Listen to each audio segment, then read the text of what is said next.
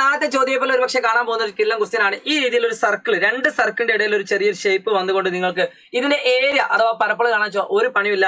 ഇതൊരു സർക്കിളാണ്, ഇതൊരു സർക്കിളാണ്. സോ അതിന്റെ ഇടയിലുള്ള ഈ ഏരിയ കാണാൻ നിങ്ങൾ യൂസ് ചെയ്യേണ്ട ഇക്വേഷൻ ഇത്രേ ഉള്ളൂ മക്കളെ. Pi into R square minus capital letter ആണ് പകരം സ്മോൾ ലെറ്റർ ആറും. Yes, pi into capital letter R square minus small letter R square. ഈ കാണുന്ന ഇക്വേഷൻ യൂസ് ചെയ്താൽ മതി. വളരെ സിമ്പിൾ ആയിട്ട് നിങ്ങൾക്ക് ആൻസർ ചെയ്യാൻ പറ്റും. ഇവിടെ ആർ എന്ന് പറഞ്ഞാൽ 3 ആണ്. So pi into 3 square minus 2 square that is equal to pi into 3 square എന്ന് പറഞ്ഞാൽ 9 ആണ്. 9 minus 4. So the answer is 5 pi centimetre square ആണ്.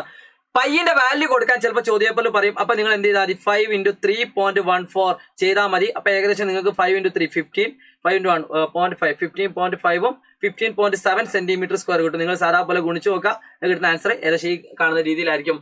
അങ്ങനെയാണെങ്കിൽ ഈ കാണുന്ന സൈഡ് 4ഉം ഈ കാണുന്ന സൈഡ് 2ഉം ആണ് എങ്കിൽ ഈ കാണുന്ന ഏരിയ എത്ര നിങ്ങൾ ഒന്ന് കമന്റ് ചെയ്യുക. സോ കൂടുതൽ ഉപകാരപ്രദമായ വീഡിയോകളുമായിട്ട് വീണ്ടും കാണാം.